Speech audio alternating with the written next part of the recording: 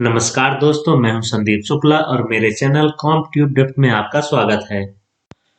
Microsoft Excel tutorial की इस video में हम लॉजिकल फंक्शन और एंड, नॉट, इफ और इफ एंड और नेस्टेड इफ जैसे फंक्शंस के बारे में जानने वाले हैं। तो आइए शुरू करते हैं। तो दोस्तों, सबसे पहले हम ये जान लेते हैं कि लॉजिकल फंक्शन होते क्या है और काम कैसे करते हैं। तो दोस्तों, जैसा कि इनका नाम है, ये लॉजिक के आधार पे काम करते हैं, कुछ तर्क के आधार पे काम करते हैं। हम इनको एक से ज्यादा तर्क देंगे जिसके आधार पे कुछ लॉजिकल फंक्शन होते हैं जो ये बताते हैं कि जो हमने जितने सारे तर्क दिए उनमें से कौन सा तर्क सही है, कौन सी कंडीशन सही है। कुछ लॉजिकल फंक्शन है जो उन कंडीशन के आधार पर कुछ अलग अलग रिजल्ट देते हैं। फर्क साफ है। हमारे जो पहले कुछ हमने जो बेसिक फंक्शन पढ़ चुके हैं मैथमेटिक्स के, ठीक, बेसिक कैलकुलेशन के फंक्शन पढ़े हमने जो, तो वो स्ट्रेट फॉरवर्ड रिजल्ट देते हैं। अगर हमको सम करना है एक से ज्यादा नंबर का, तो अगर हम सम कर रहे हैं तो सम ही करेगा, ठीक है, उसके अलावा और कोई रिजल्ट नहीं देगा। अगर हमको उनको डिवाइड करना है, मल्टीप्लाई करना है, एवरेज निकालना है, ठीक है, नंबर ऑफ सेल काउंट करना है, तो हम जो फंक्शन यूज करेंगे सिर्फ एक तरह का ही रिजल्ट देगा। बट लॉजिकल फंक्शन एक से ज्यादा रिजल्ट दे सकते हैं। डिपेंड करता है कि कंडीशन क्या है। सबसे पहले हम चेक कराएंगे कि कौन सी कंडीशन फुलफिल हो रही है, और उन कंडीशन के आधार पे हम अलग अलग रिजल्ट यहाँ पे निर्धारित कर देते हैं कि अगर कंडीशन ये सही हुई तो ये रिजल्ट देना है आपको, कंडीशन ये सही हुई तो ये रिजल्ट देना है।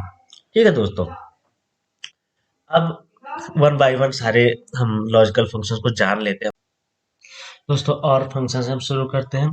तो और फंक्शन कैसे काम करता है, हम इसको दो या दो से ज्यादा कंडीशंस देते हैं, फिर उन सारी कंडीशंस को चेक करता है। अगर उन सारी कंडीशन से कोई एक भी कंडीशन सही है तो ये ट्रू देगा, अदरवाइज ये फॉल्स देता है। तो कैसे करता है ये देखते हैं। हम यहाँ पे सबसे पहले जहाँ से हमें इसको कंडीशन जहाँ पे टाइप करनी है उसको हम हाईलाइट कर लेते हैं, हमें पता चले कि यहाँ पे हमको कंडीशन लगानी है। और फॉर्मूला टाइप करते हैं, और पैरेंथेसिस ऑन, स्मॉल ब्रैकेट होगा, इसको पैरेंथेसिस बोलते हैं कोडिंग लैंग्वेज में।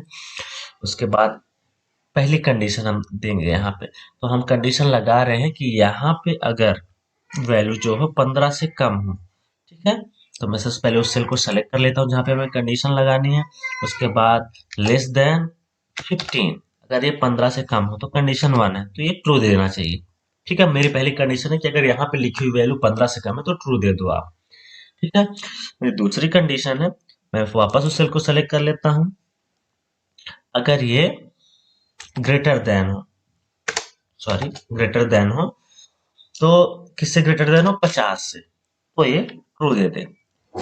मतलब समझ गए, या तो 15 से कम हो तब ट्रू दे दे, या तो 50 से ज्यादा हो तब ट्रू दे, अदरवाइज ये फॉल्स दे दे। अभी हम इंटर कर देते हैं। ट्रू क्यों दे रहा है, क्योंकि यहाँ पे कुछ नहीं भरा और ये जीरो मान के चल रहा है, जीरो 15 से कम है इसलिए ट्रू दे रहा है। हम यहाँ पे कोई नंबर इंटर करते हैं, जैसे हम 20 इंटर करते हैं, यहाँ पे देखिए आप रिजल्ट फॉल्स आ गया, क्योंकि ये 15 से छोटा भी नहीं और 50 से बड़ा भी नहीं। तो ये कुछ इस तरह से काम करता है। और फंक्शन ये कंडीशन को हमारी चेक करेगा, हमने जो भी यहाँ पे दिया हुआ है किसी भी सेल की जो वैल्यू है हमारी कंडीशन को फुलफिल कर रही है तो ट्रू देगा, अदरवाइज फॉल्स देता है। दोस्तों, बढ़ते हैं एंड की तरफ। एंड भी और की तरह एक कंडीशनल चेकिंग फंक्शन होता है जो दी हुई कंडीशंस के आधार पर रिजल्ट देता है हमें ट्रू या तो फॉल्स। तो दोस्तों, अगर एंड को दी हुई सारी कंडीशन सही है तो ही ट्रू देता है, अदरवाइज फॉल्स देता है। तो यहाँ पे हम कुछ कंडीशंस की मदद से जानते हैं कैसे काम करता है। यहाँ पे हम कुछ सब्जेक्ट्स के रिजल्ट बताने वाले हैं, और अगर सारे जो रिजल्ट है अगर 33 से ज्यादा है तो ही ट्रू दे, अदरवाइज फॉल्स दे दे। ठीक है दोस्तों, तो हिंदी, इंग्लिश और मैथ्स, ठीक है दोस्तों, इसमें हम चेक करेंगे इनके मार्क्स 5, 65 एंड 28। ठीक है, अब यहाँ पे हम करेंगे फॉर्मूला टाइप। तीनों के जो हम कंडीशन ऐसे लगाएंगे कि तीनों अगर 33 से ज्यादा है तो ही ट्रू थे। तो पहले हम टाइप करेंगे equal to and parenthesis on, logic 1 क्या है, this cell greater than 33, comma, logic 2 क्या है, this cell is greater than 33, comma, logic 3 क्या है, this cell is greater than 33। अगर ये तीनों 33 से ज्यादा है तो ही ये ट्रू देना है। पैरेंथेसिस क्लोज, अब ये देखिए फॉल्स दे रहा है, क्यों? क्योंकि यहाँ पे जो मैथ्स के जो मार्क्स हैं वो 33 से कम है। इसको हम अगर 33 से ज्यादा बढ़ा के दे लेते हैं, यहाँ पे हम कर लेते हैं 45। अभी देखिए रिजल्ट ट्रू आ गया। ठीक है दोस्तों, तो एंड फंक्शन कुछ इस तरह से काम करता है। बढ़ते हैं नॉट की तरफ। दोस्तों नॉट फंक्शन जैसा इसका नाम है नॉट यानी नहीं, तो ये हमेशा उल्टा रिजल्ट देता है। ठीक है, अगर हम कोई कंडीशन देते हैं और वो कंडीशन सही है तो उस टाइम पे रिजल्ट देगा फॉल्स। अगर कंडीशन सही नहीं है तब रिजल्ट देता है ट्रू, उल्टा रिजल्ट देता है। ठीक है, अब जैसे हम इसी सेल पे यहाँ पे कंडीशन लगा के देख लेते हैं। टाइप करते हैं is equal to not parenthesis on. अब हम कंडीशन लगाते हैं कि अगर ये सेल बड़ी है, इसमें जो वैल्यू है वो बड़ी है 30 से। ठीक है, अभी देखें क्या रिजल्ट देता है, दे रहा है फॉल्स। ठीक है, इस सेल में वैल्यू 30 से ज्यादा है तो फॉल्स दे रहा है। अगर इसको हम 30 से कम कर दें, हम यहाँ पे टाइप करते हैं 21।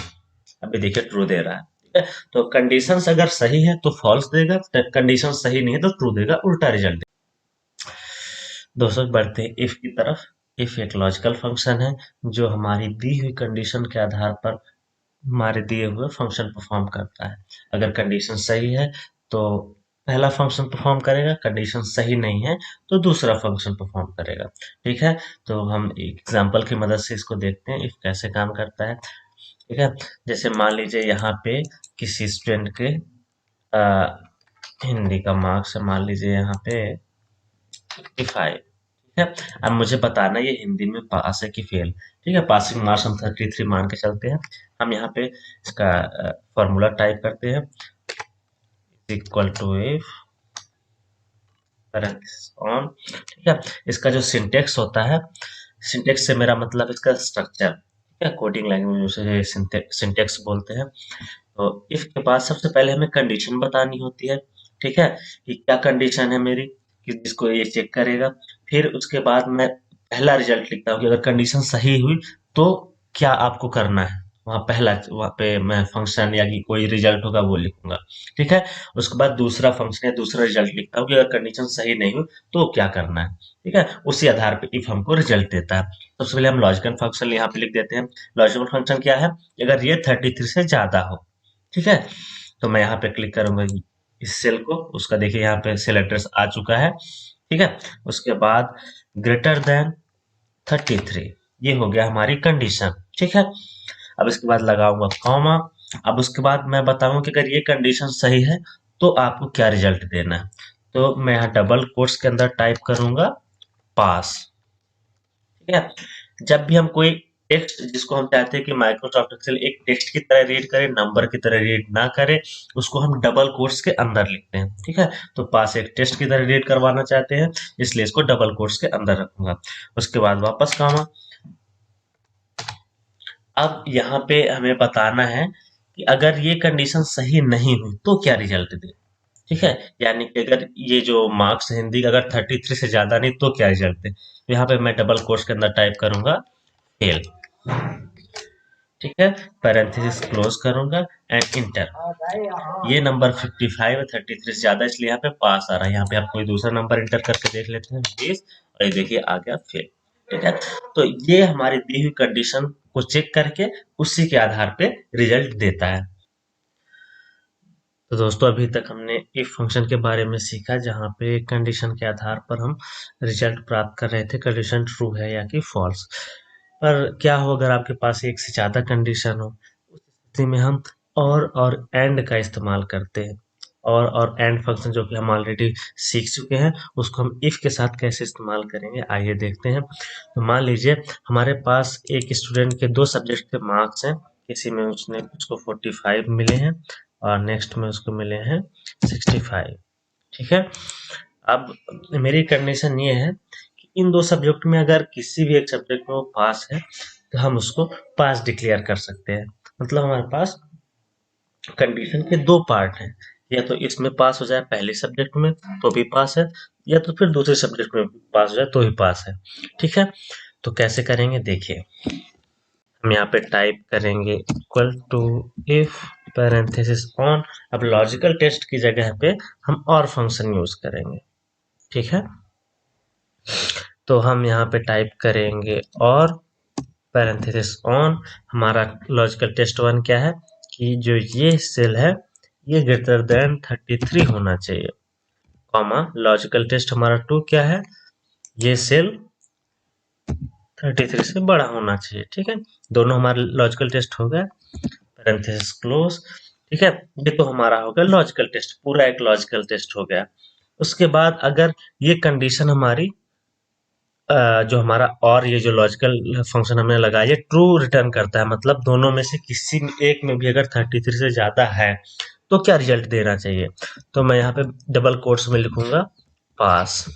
ठीक है, कॉमा अगर ये हमारा और फंक्शन फॉल्स रिटर्न करता है, मतलब कि दोनों में से किसी भी सब्जेक्ट में 33 से ज्यादा मार्क्स नहीं है, तब क्या होना चाहिए, तो यहाँ डबल कोट्स में टाइप करूंगा फेल। ठीक है, ब्रैकेट क्लोज एंड इंटर।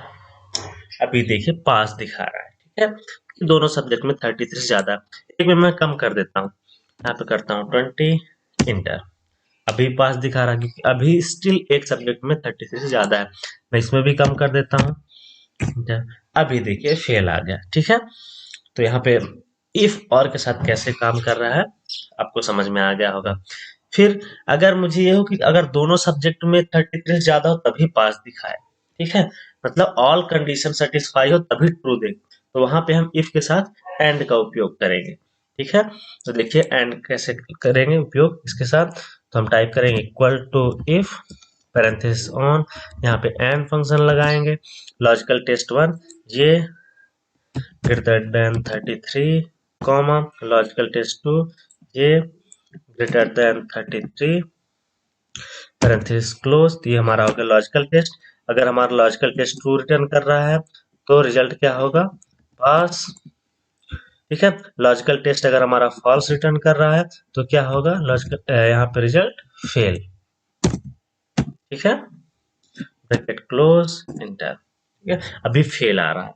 अभी मान लीजिए मैं एक सब्जेक्ट में पास कर दे रहा हूँ, मैं 45 कर दे रहा हूँ। ठीक है, तो अभी देखिए यहाँ पे फेल आ रहा है फिर भी। ठीक है, इफ और में भी पास आने लगा क्योंकि हमने वहां पे किसी भी एक सब्जेक्ट में अगर 33 ज्यादा है तो पास आना चाहिए, कंडीशन लगाई थी। यहाँ पे हमने क्या कंडीशन लगाई है कि इन दोनों में से, ठीक है, C1 इक्वल टू 33 है, D1 इक्वल टू 33, इनमें से अगर दोनों कंडीशन सही होगी तभी ये ट्रू देता है, तो जब तक यहाँ ट्रू नहीं आएगा तो पहली वाली कंडीशन ये नहीं देगा। दोस्तों अभी तक हमने इफ को दो तरीकों से सीखा है, एक या तो हमारे पास एक कंडीशन है और उसके हमें रिजल्ट चाहिए, कंडीशन ट्रू या तो फॉल्स है उसके आधार पे। ठीक है, फिर दूसरा हमारे पास एक से ज्यादा कंडीशन है, उसके आधार पे ट्रू या तो फॉल्स होने पे हमें रिजल्ट चाहिए।